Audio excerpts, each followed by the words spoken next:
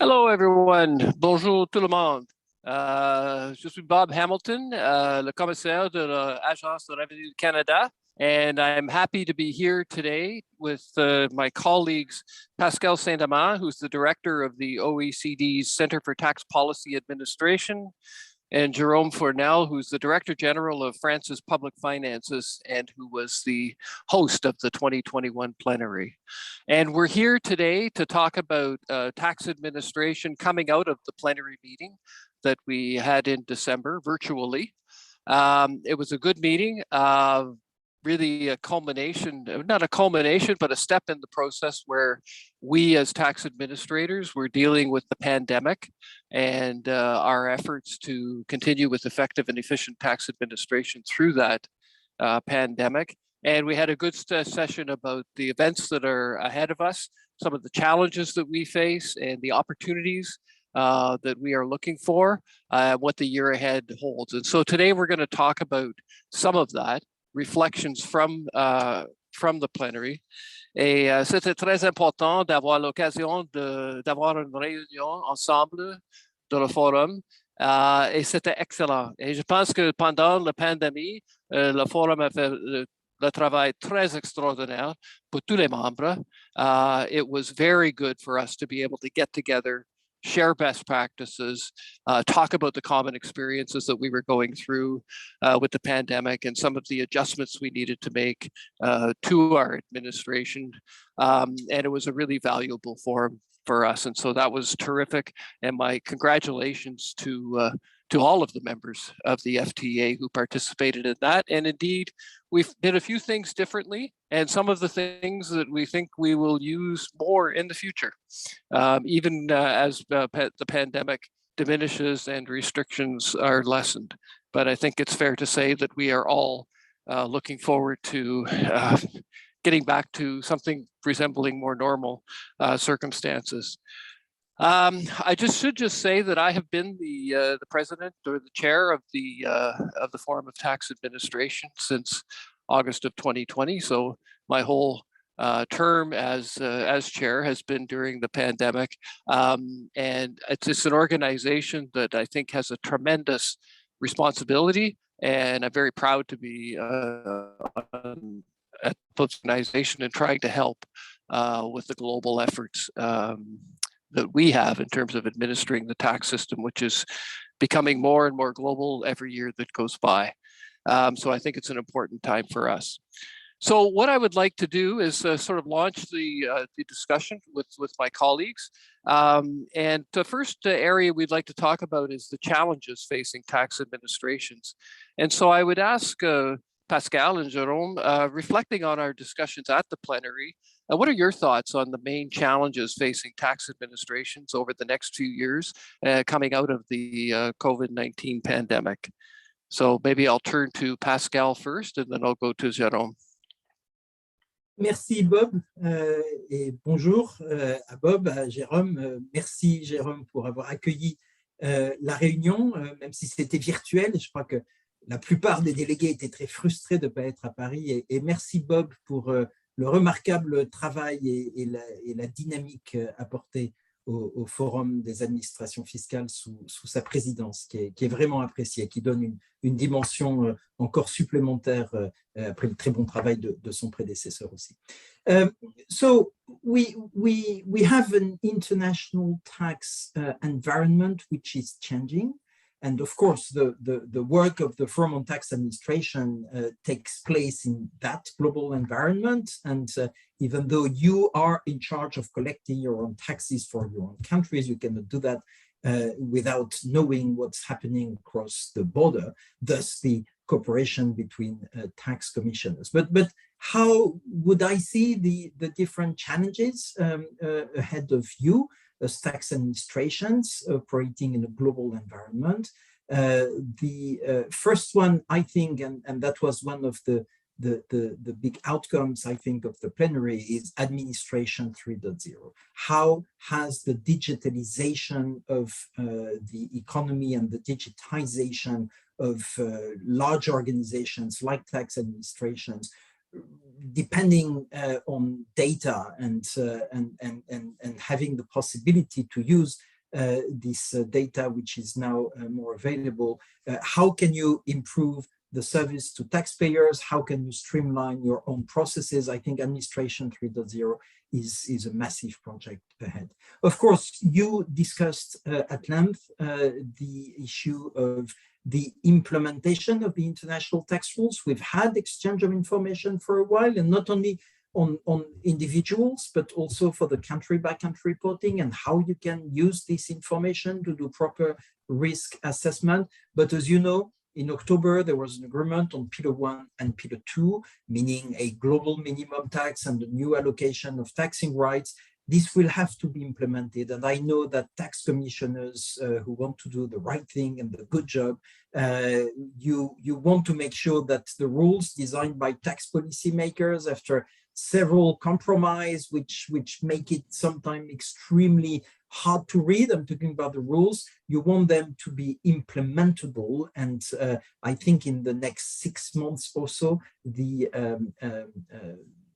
rules that will have to design for the implementation will be critical, and your role in designing these rules will be critical. So these are the two main highlights, and I don't mention what you have discussed, but very quickly. I mean, at the time of COVID, which was a collapse of the economy, a collapse of the social relations, the tax administrations were called upfront to be able not only to collect the money, but also to give the money to help people survive through these difficult times. And you've shown an extraordinary resilience, and that was also a good exchange that you had on this. I'll stop here, Bob. Okay, thank you, Pascal. Merci. Jérôme. Yes, thanks, Bob. Bonjour à toutes et tous, et merci pour cette discussion. C'est vrai qu'on aurait aimé accueillir les gens en présentiel, mais le virtuel, et ça fait partie de la résilience que vient d'évoquer Pascal, était, ma foi, également fort intéressant. The thing is that I think there was a sense among all tax administrations that the crisis has changed a few things.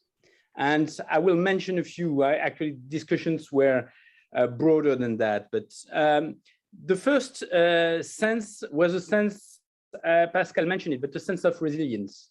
We basically performed our missions or duties or tax collection missions during the crisis without any underperformance and without any flow. And that was quite remarkable. And of course, other missions as well. The second sense was a sense of agility, I would say, that was also widespread among tax administrations, as we were basically able not only to move to remote working and capacity to offer online services, even if they were not there at the first time of the outbreak of the crisis, but also a sense of agility in the sense that we were able, and most tax administration acknowledge that we were able to move to offer new services for government and citizens during the crisis, and basically enlarging the scope of missions. To be fair, some of us had already that type of missions to offer aid for small and medium firms, for instance, or aid for citizens. But the crisis enlarged quite broadly the way we work and the type of mission that we have on board. And finally, the third sense of that was coming out of the crisis was a sense of building even more trust with the private sector, with companies, with taxpayers. This has always been a trend over the last few years, but definitely the fact that we were creating new ways of giving aids, for instance, to enterprises during the crisis and financial aids. Basically, it pushes more in the sense of being able to create a real difference between the fraudsters on one side and the compliant taxpayers on the other side. And there was a real sense that we must push harder in that direction. And so that were, I think, three feelings that were really widespread among tax administrations. At the same time, as the crisis put us all basically under a lot of stress, I think we basically acknowledged that we had two main pillars, not the same one as the one mentioned by Pascal, but two main pillars that were at the root of our organizations. The first one is staff and skills. And definitely that was something that was also very well acknowledged by tax administration, tax commissioners, is that we rely and in the move to digitalization, but also during crisis like we underwent, we rely on very committed staff, and we had to push for training, for recruitment, and for upgrading digital capacity. And the second one, the second pillar, is on digitalization, of course, because the crisis was underwent thanks to online services, e-services, and the more we look into the future, of course, we move to more artificial intelligence, data mining, etc. And this is a core of what we will be doing in the future, dealing with the data and capacity to offer services based on these data. So I think that's the two main pillars we were betting during the crisis, and that came reinforced after the crisis. And with the sense of agility, resilience, and of course, trusting companies and having companies trusting us in our capacity to deliver the services. Okay, thank you both for those comments. Just a couple of things that I would reinforce because you covered the ground well. Obviously, the agility and resilience of the tax administrations through COVID was exceptional. Some of us got into new lines of business. Like Jérôme, we were into benefit delivery here in Canada before the pandemic, but the scale of what we had to do was large. And I think we were able to build a bit more trust and enhance our reputation with our citizens through that. People got an insight into what tax administrations are and can do. And I think that's a real opportunity for us going forward to build upon.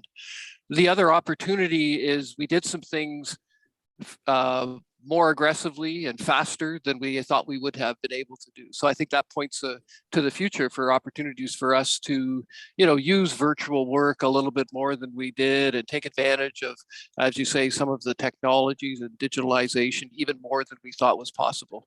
So I think those are very good opportunities as we look ahead. On the other side, I think, as Jérôme said, we have to think about our people, how important they were to us, but it was a stressful time to be for everyone in society, but to be in tax administration. And there's real issues of the consequences of that stress on the organization. So I think we have to be conscious of that as we move forward and think about issues like mental health in our organization. But let me turn to a more specific issue. And obviously, one of the big things that has changed is the global agreement on the two pillars solution, as Pascal mentioned. And that's a big development. And I guess it just enshrines even more deeply how integrated we all are into the global tax system. And we will face a particular a big role as tax administrators in making sure that the two-pillar solution is effective and works as well as possible for companies around the world and for our tax administrations. So that's a key item on the work agenda for the FTA going forward, obviously. And maybe I'll just open the floor, maybe first to Pascal on this one, on the two pillars and how you see that unfolding over the next year and the role for tax administrators in that world. Thank you, Bob. Indeed, the adoption of the political statement on the 8th of October agreeing on the establishment of two pillars, I think is a real game changer. So where do we stand very quickly? For Pillar 1, we are currently drafting the multilateral convention, because if we want to implement Pillar 1, which is about a reallocation of taxing rights on the residual return, 25% of the residual return of the largest companies in the world, turnover above 20 billion euros and profitability above 10%. If we want to do that with a new nexus, which means that a country gets a taxing right even where there is no permanent establishment in this country, then we need to change the treaties. And the only way to move ahead, in particular also to put in place the tax certainty, which is part of the package, is to develop a new multilateral convention. So we are currently in the state of developing the multilateral convention with a view to getting it signed by mid-year, probably before mid-July. So that's the goal, that's what we're doing. Now, this is still tax policy. I mean, this is about determining what is an extractive, because extractive are carved out from the scope. This is about determining what rules will prevail to eliminate double taxation. Where do you take the money to redistribute it? This is about the design of the tax certainty or the tax base. But as you've just said, the implementation side will be absolutely key. We are still really stuck in we're making progress, but are fully occupied with the policy design. But now we're also starting working with you. And I think this work will really speed up and take a new dimension the second half of the year once the MLC is signed, the multilateral convention is signed. The MLC will be very light on the tax administration side, and we'll have to do it. The goal from politicians is an implementation in 23. I think there will have to be some form of transition, because I don't see the critical mass of countries having signed and ratified by year-end, so that the entry into force is in 2023. So that gives some time for tax administrations, for you to make sure that the rules are implementable. As regards Pillar 2, very quickly, we developed model rules. We are now finalizing a commentary. So in the spring, there will be all the rules out and agreed.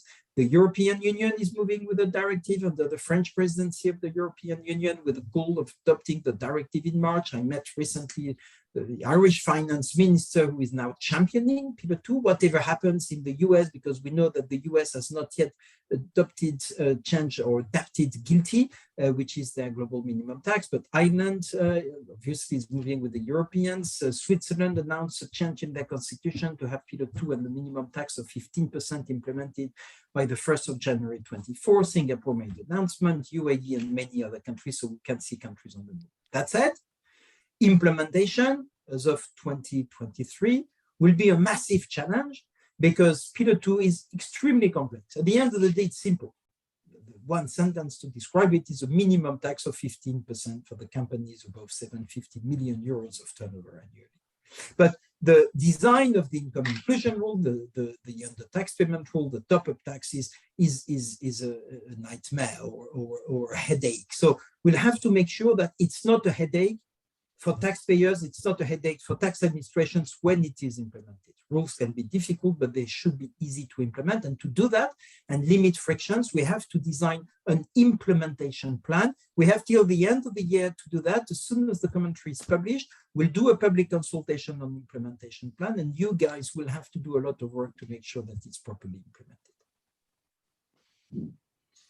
Thank you, Pascal. And I should say, just a big congratulations to you and your team. As you say, it's a game-changing move. It's not without its challenges for tax administrations and others, but it was a remarkable achievement to get us to this stage, and we're going to be looking forward to working hard to make it effective.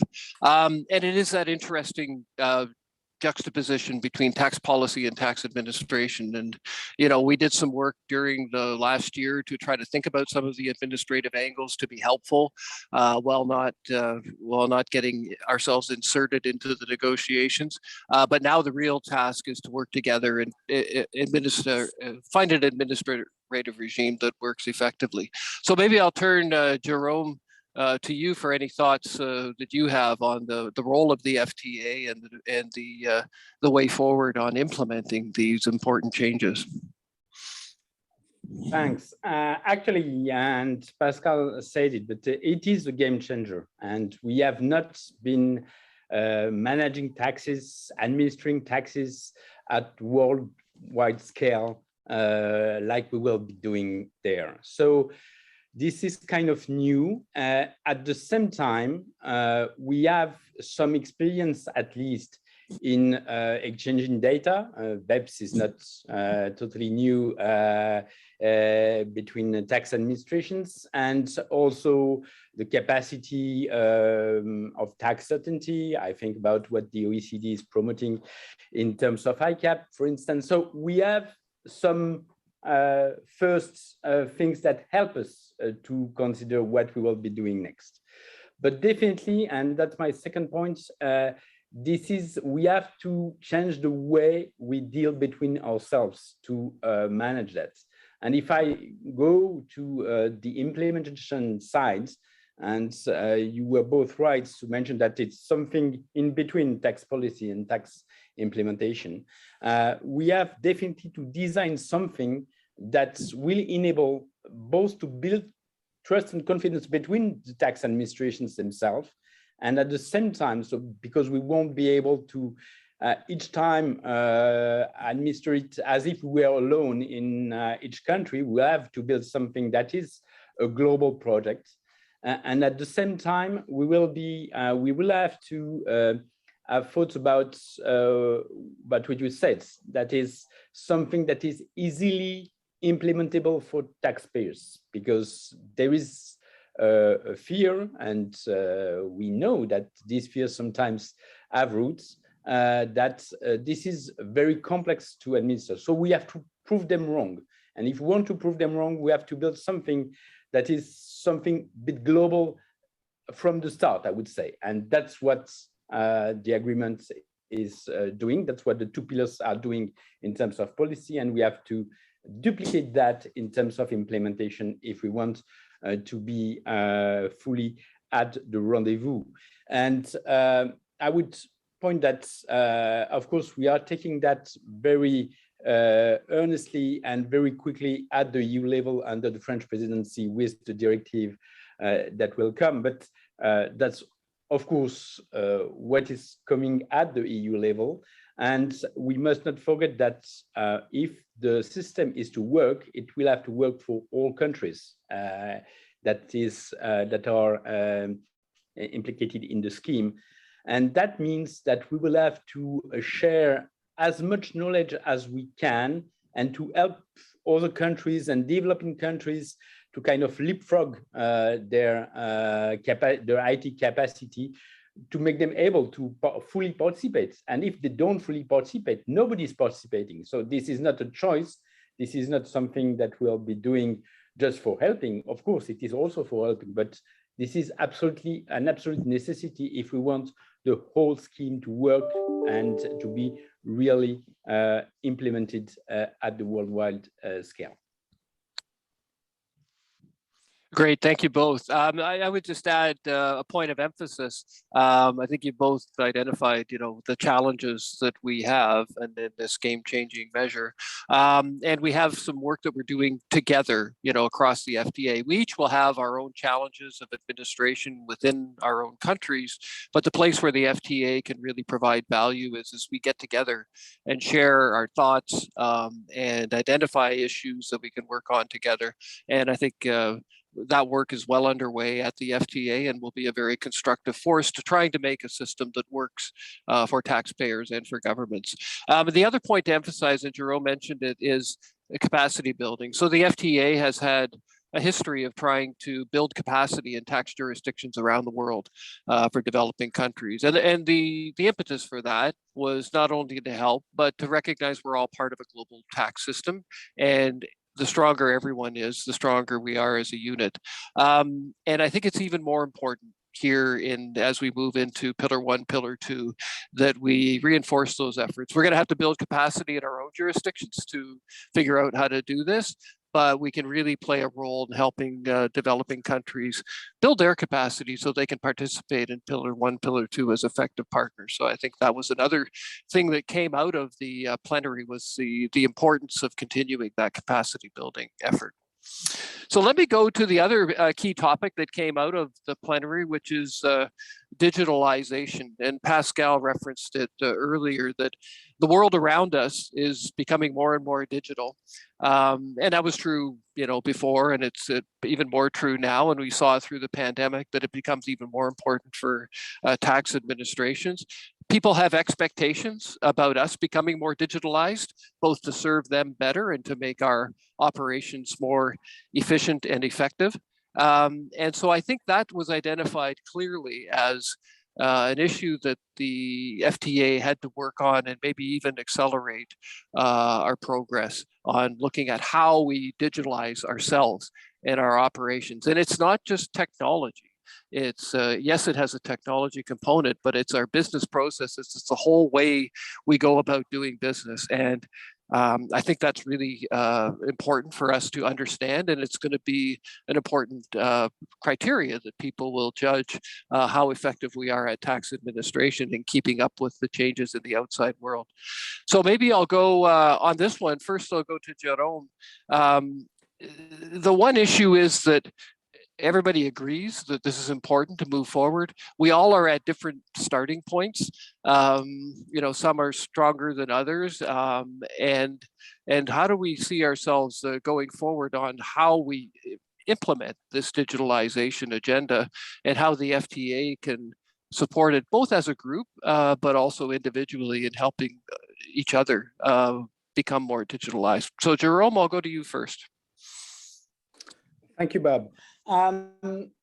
Actually, this is really a difficult issue because, as you mentioned, we are not at the same level of development in terms of digitalization. And second, digital issues rely on rare capacities, even in our countries where we have already developed some capacity in that area. So I think there are two ways of seeing that. The first one is putting some thinking, and countries where we have achieved some of steps, but this is the first one, because basically there will be a few others in the future for sure, to help thinking about the re-engineering of processes. You mentioned the fact that digitalization is not about IT only. It's also about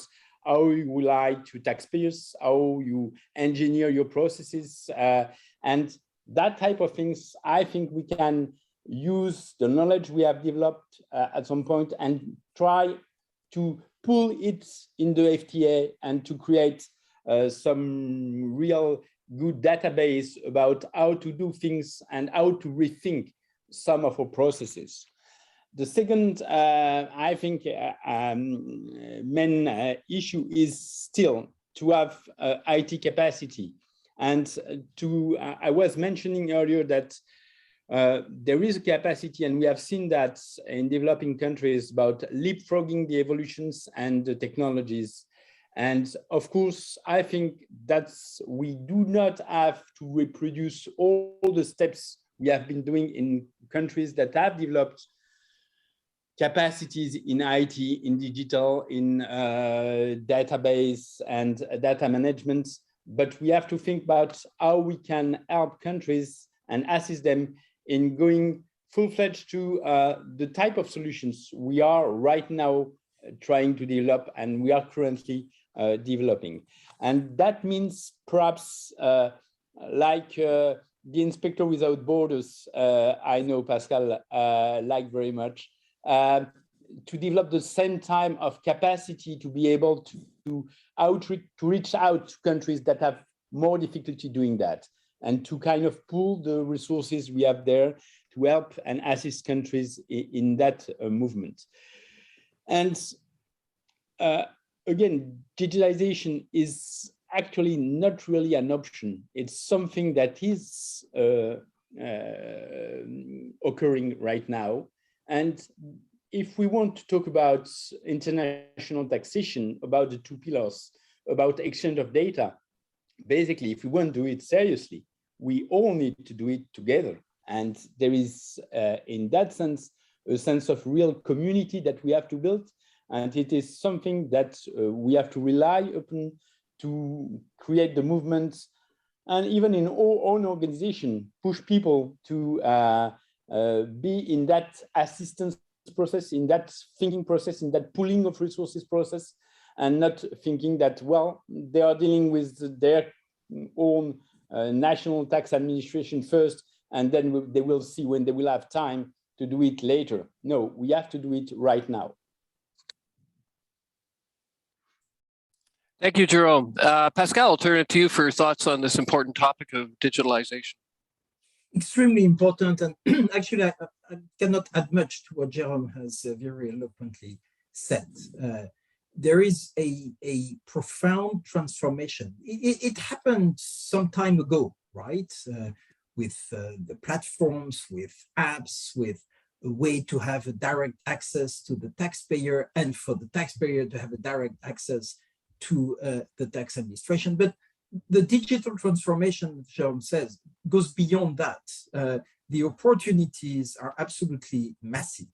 And there are probably ways for all tax administrations, and also, as Jérôme said, from developing countries' tax administration to do the leapfrogging, which we can help, which we can facilitate. Now, tax administrations, tax commissioners, you are engaged in this digital transformation, and it's not the firm on tax administration or the secretariat of the firm on tax administration which will make a big difference. However, and that's, I think, the reason why you decided to invest in this administration 3.0, by developing maturity models, by identifying the best practices, by sharing experiences, by possibly, I mean, putting resources together to select the best product. And as we did for the common transmission system for the exchange of information, there may be some good products which we can come up with, which will be better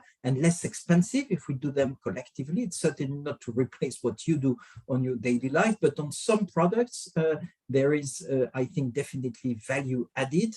And also, in the understanding of how massive the change is, the goal being to facilitate, streamline tax compliance. It's what we call compliance by design. And we think that with the digitalization, both of the economy, we can definitely improve compliance by design, saving resources for the tax administration, maybe to do more interesting tasks from the back office.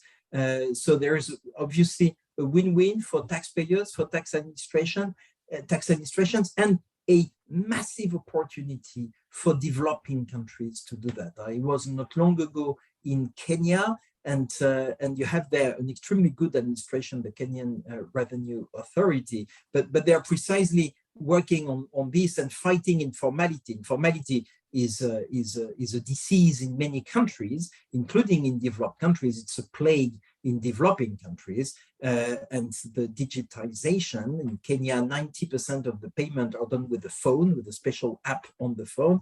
This is a massive opportunity for the tax administration.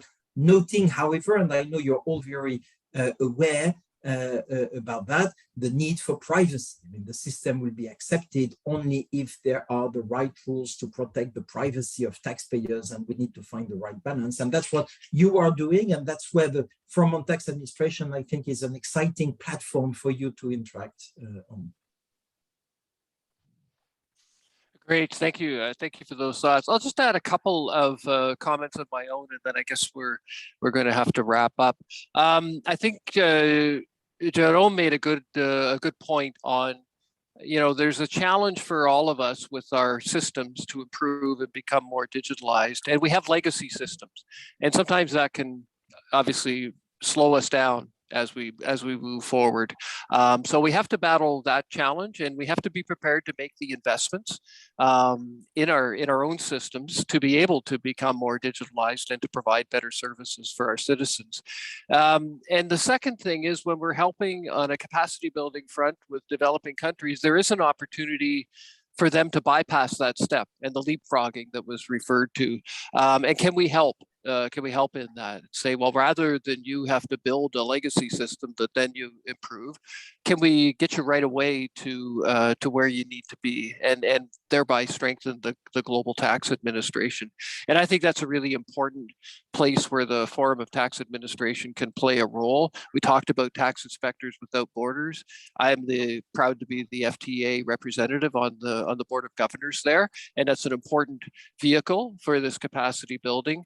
But otherwise, there's lots of ways that we can share our practices. I think of the knowledge sharing platforms that the FTA uses, where we put stuff on there that everybody can benefit from. And that's really the place where we can, as a group, move ourselves forward. Apart from what we do individually, we can actually move things forward as a group more efficiently if we share our experiences with each other. I would say in the area of digitalization, it came up, it is all about doing our job better and providing better service for our citizens and simplifying life. There's also the trust element. Things that come up in digitalization, if we're going to lean on this, which we will, we have to make sure that the infrastructure can support it. I think of things like digital ID. How do we battle fraud? How do we protect security and privacy of information? Those all become very, very important as we go more and more digital, and we're going to have to think about that as a group. And I think we can all benefit from sharing experiences in that area. And then, as Pascal referenced, things like e-invoicing, compliance by design, this can just help us do our job a lot better in providing service, but also ensuring fairness in the tax system. So I think it's an exciting area for the FTA going forward. So let me conclude by thanking Pascal and Jérôme for those insights. And I'm actually very proud that when we look back at the plenary that we had, they've identified the pretty important issues that we're going to have to work on. We talked about Pillar 1 and Pillar 2. We talked about building on the experiences we had through COVID to improve our operations and to seize some opportunities that we didn't think were there. And then the important role of digitalization, where the FTA is undergoing some significant work, and we will be preparing reports over the coming year to document our progress. So I feel like we've got our finger on the pulse of what's really important in the tax administration world, and let's look forward to a great year ahead on that front. And I would just say, sort of in closing, I do look forward to our plenary coming up at the end of 2022 in September.